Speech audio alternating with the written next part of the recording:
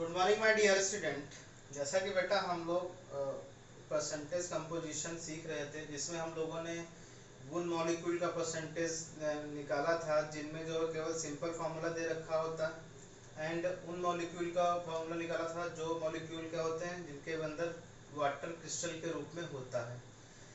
तो बेटा तुम लोग जो है क्वेश्चंस करते रहो, होमवर्क करते रहो, तभी सीख पाओगे। और मुझसे जितना आप इंटरेक्ट करोगे उतना आपका पढ़ने में मन लगेगा और उतना ही क्या कर पाओगे, आप जो है सब्जेक्ट का नॉलेज सीख कर पाओगे। ठीक है बेटा, तो आपको क्या करना है, बस जो मैं तुमको पढ़ाता हूँ वो पढ़ लो। देन उसके बाद क्या है, देन उसके बाद जो है आप एक्सरसाइज कर लो, काम खत्म। आपसे जो नॉलेज सीखने लगे। अब देखो तुमको मैंने बेसिक केमिस्ट्री तक सब चीज़ें पढ़ाई कि हाँ तुम लोग को कोई परेशानी ना आए बेटा। ठीक है ना, तो आप लोग करते रहिए धीरे धीरे जैसे जैसे आप कर रहे हैं। आज हम नया टॉपिक पढ़ने जा रहे हैं बेटा, जिसका नाम है इम्पीरिकल फॉर्मूला। नया टॉपिक है, इसको क्या बोलते हैं, इम्पीरिकल इम्पीरिकल फॉर्मूला, इसको बोलते हैं ईएफ। ईएफ क्या होता है, इम्पीरिकल फॉर्मूला। एम्पिरिकल फार्मूला क्या होता है बेटा, व्हाट इज एम्पिरिकल फार्मूला। जैसे आपने देखो बेटा अभी तक परसेंटेज निकाला है, परसेंटेज निकाल के आपने जो है बता दिया कि भाई कार्बन इतने परसेंट है, हाइड्रोजन इतने परसेंट, ऑक्सीजन इतने परसेंट है। तो इस परसेंटेज को यूज करके हम लोग क्या करने वाले हैं, हम मॉलिक्यूलर फार्मूला को डिटरमाइन करने वाले हैं। तो आपको किस तरीके से करना है भाई, तुम सोचो बेटा। केमिस्ट्री में कोई जब डिस्कवरी होती है तो ऐसा तो है नहीं बेटा कि तुरंत हाँ पता चल गया कि कार्बन के मॉलिक्यूल इतने, हाइड्रोजन के इतने हैं और ऑक्सीजन के इतने। तो इसके लिए एक सिंपल मतलब एक्सपेरिमेंट होता है। उसमें कार्बन का परसेंटेज, हाइड्रोजन का परसेंटेज, जो जो उस जो अननोन सब्सटेंस आपका है उसमें क्या क्या कितने कितने परसेंटेज में है, वो सब जानकारी हम पहले कलेक्ट कर लेते हैं। फिर उसके बाद हम लोग जो है फार्मूला निकालते हैं कि भाई इतने ये चीज़ें हैं, इतनी ये चीज़ें हैं, और उसके अकॉर्डिंग जो है ये इसका ये सब्सटेंस का ये मॉलिक्यूलर फार्मूला होगा। ओके बेटा, तो मॉलिक्यूलर फार्मूला अलग चीज़ होता है और इंपेरिकल फार्मूला अलग चीज़ होता है। ठीक है ना, बात समझ रहे हो। तो इस जो है इंपेरिकल फार्मूला क्या होता है, फार्मूला डिनोट सिंपलेस्ट रेशियो। यहाँ पे देख लो डेफिनेशन क्या होता है, फार्मूला या ऐसे लिख दो empirical formula. empirical formula empirical formula is defined as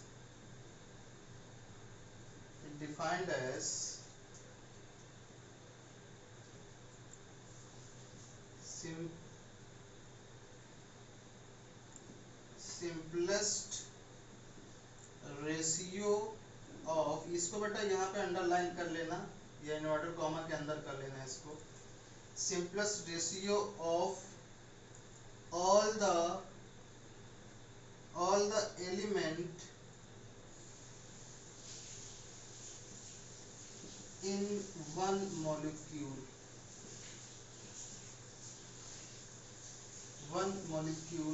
is known as क्या बेटा, empirical formula।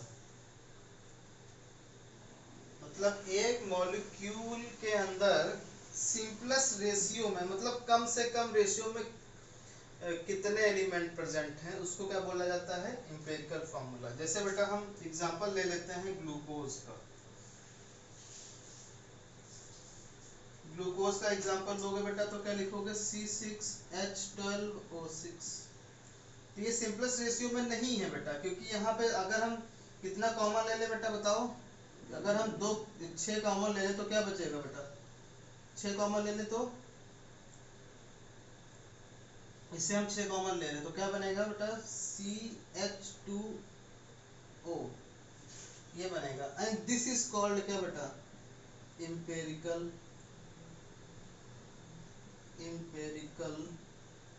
Formula.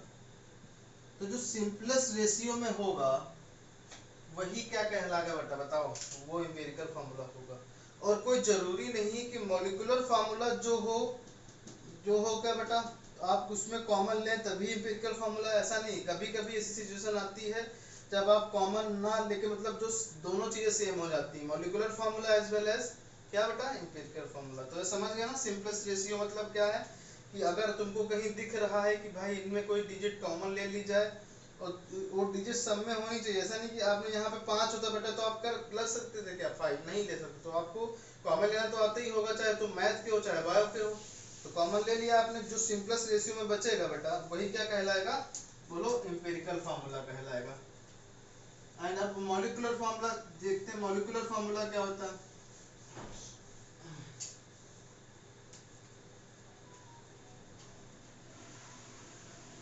Molecular formula इसको बोलते हैं बेटा एमएफ। मॉलिक्यूलर फार्मूला क्या होगा, तो एग्जैक्ट जितने नंबर ऑफ कार्बन जितने नंबर ऑफ एलिमेंट प्रेजेंट है in the in the substance is called क्या मॉलिक्यूलर फार्मूला। तो क्या बोलेंगे फॉर मॉलिक्यूलर फार्मूला, डेफिनेशन कैसे लिखोगे बेटा, मॉलिक्यूलर फार्मूला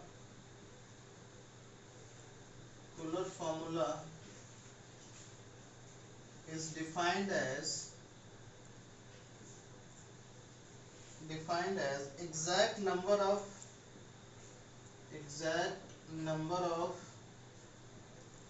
elements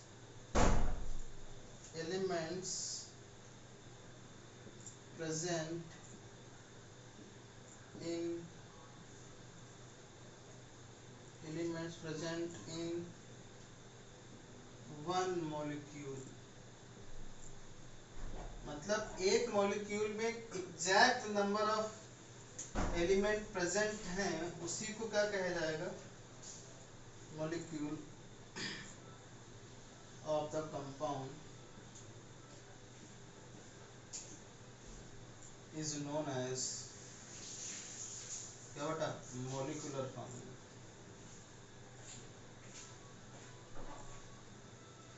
तो मॉलिक्यूलर फार्मूला क्या होगा कि कोई कंपाउंड है उसका एक मॉलिक्यूल ले लिया आपने, उसका एक मॉलिक्यूल ले लो, उस मॉलिक्यूल के अंदर जितने नंबर ऑफ एटम प्रेजेंट हैं वही क्या कहलाएगा मॉलिक्यूलर फार्मूला। जैसे मैंने अभी एग्जांपल लिया था किसका बेटा, बोलो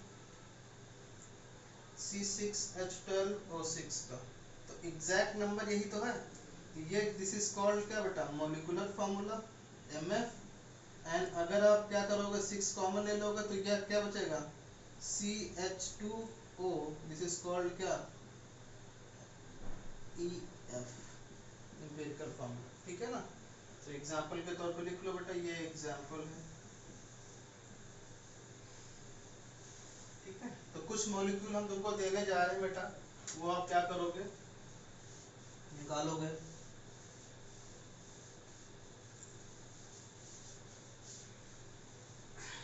देखो जैसे हमने दिया C2H5OH, इसका मॉलिक्यूलर फार्मूला क्या होगा, यानी कि छोड़ो बेटा एक स्टार पॉइंट लिख लो, स्टार पॉइंट लिखो एक, जो एम्पिरिकल फार्मूला होता है बेटा वो क्या होता है सिंपलेस्ट रेशियो होता है, रेशियो ऑफ एलिमेंट, कम से कम इसमें एलिमेंट में उस कंपाउंड में कम से कम एलिमेंट कितने हैं। एंड मॉलिक्यूलर फार्मूला क्या होता है बेटा एग्जैक्ट, यानी एग्जैक्ट रेशियो ऑफ क्या बेटा एलिमेंट, ये भी कह सकते हैं, एग्जैक्ट रेशियो कितना है वो भी कह सकते हैं, बोलो ओके बेटा। तो अब एग्जांपल के तौर पे आप लोग बताइए मुझे कि भाई अगर हमने C6H12O6 लिख दिया है तो इसका EF कितना होगा और उसका MF कितना होगा, बता सकते हैं आप लोग, बोलिए। तो इसका EF तो क्या होगा बेटा,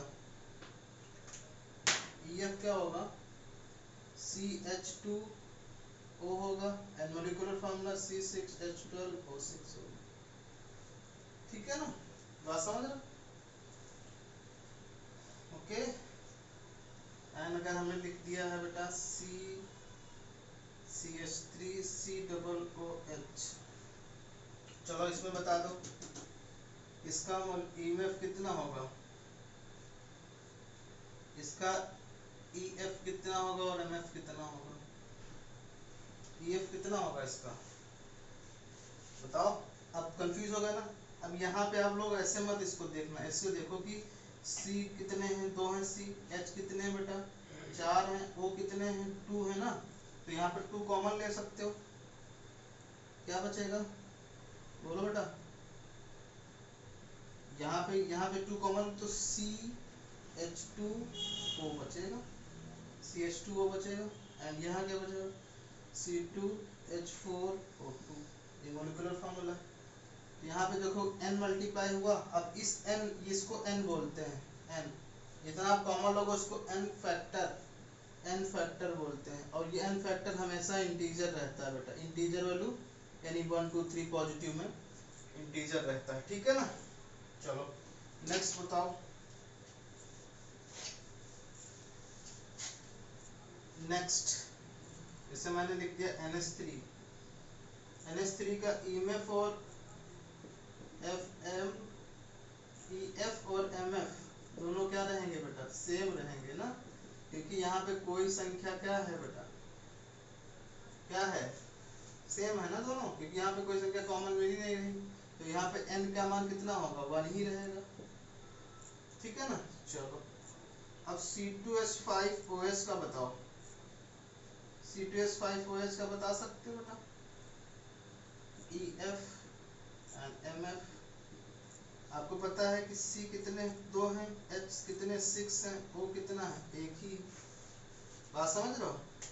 इसका तो एक ही रहेगा क्योंकि यहाँ पे 1 1 है, तब इसमें कोई संख्या कॉमन नहीं ले सकते, यानी कि C2H5OH सेम ही रहेगा बेटा, C2H5OH सेम ही रहेगा, ठीक है ना।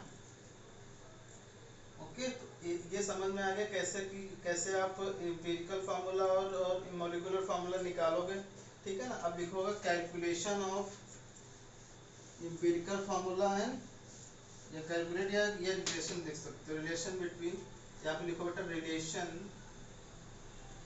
Relationship between empirical formula and molecular formula.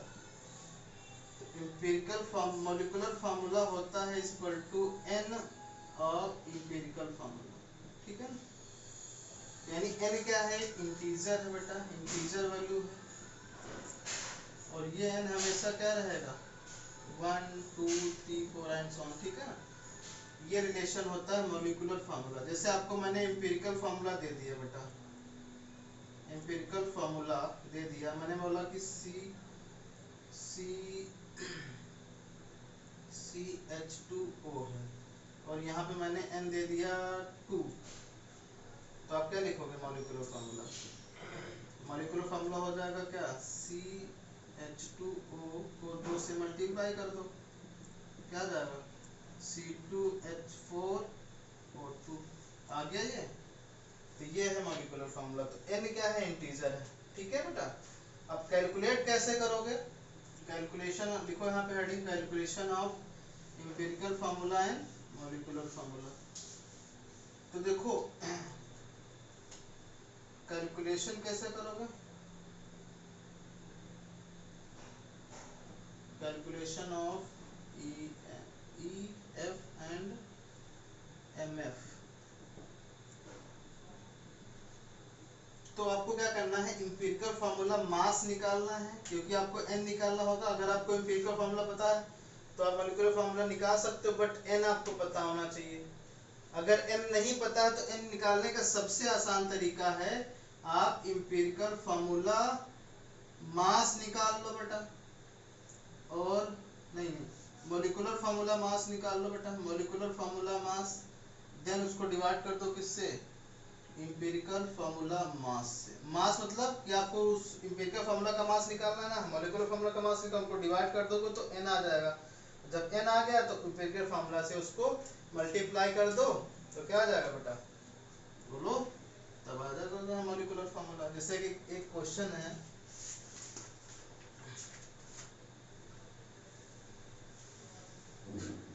एक क्वेश्चन है बेटा EMF of EMF of acetylene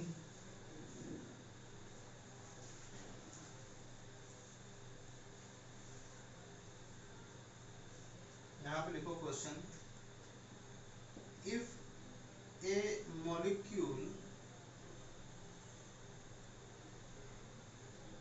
have carbon and hydrogen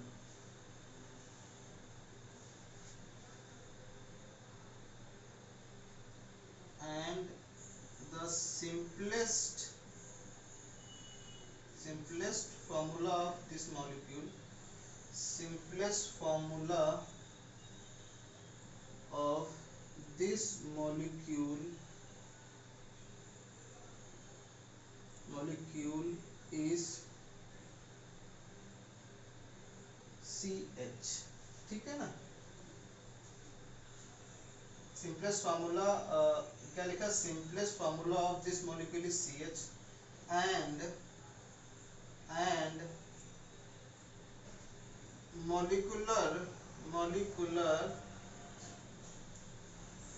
molecular formula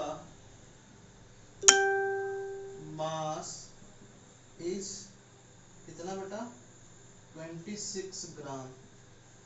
molecular formula mass कितना है, 26 ग्राम। then determine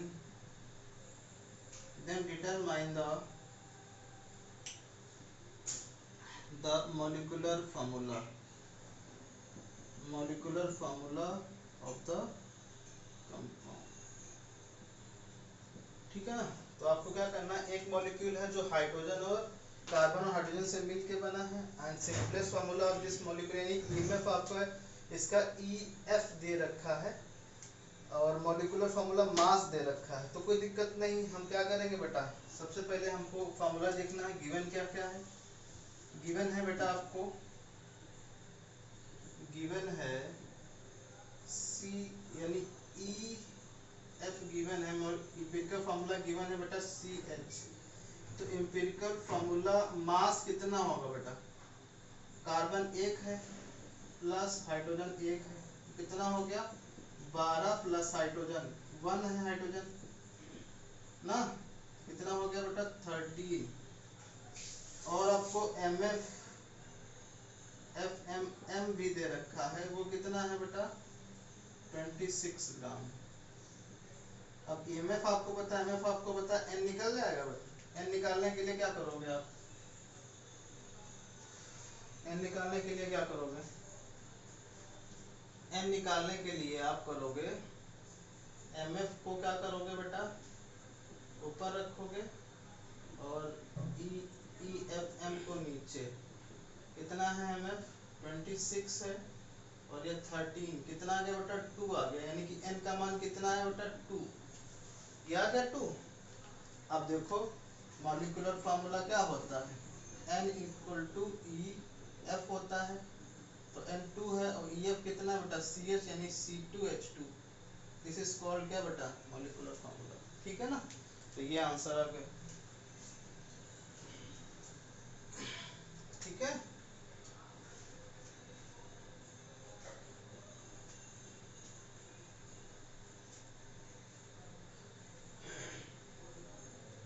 अगर हम यहाँ पे बेटा 70, ये आपके होमवर्क है, ये है आपका होमवर्क बेटा। ठीक है ना, ये आपका होमवर्क, ये आपको क्वेश्चन सेंड करना मुझे। यहाँ पे मैंने कर दिया है 78। ठीक है ना, 78 कर दिया है मॉलिक्यूलर फार्मूला मास। तब बताओ कि नया मॉलिक्यूल जो बनेगा उसका मॉलिक्यूलर फार्मूला क्या होगा, ये आपको होमवर्क करना है। ठीक है ना, ये आपको होमवर्क करना है और एक और करना है जिसमें आपको डिटरमाइन करना है मॉलिक्यूलर फार्मूला मॉलिक्यूलर, ये आपको लिखना है। ठीक है, लिख लेना बेटा सब चीज़ों को। और एक टेबल वानी आपको क्या करना है, determine EF and MF, empirical formula है, एम्पिरिकल फार्मूला। ठीक है ना, H2O2 पहला पॉइंट, दूसरा बेटा B2H6 तीसरा है FeSO4, चौथा है N2O4, पांचवा है C4H10 है, और छठा है CH3COOH, सातवां है C12H22O11 है। ठीक है ना, ये 7 करने हैं आपको क्वेश्चन, ये भी गया है होमवर्क है। ओके बेटा, चलो थैंक यू।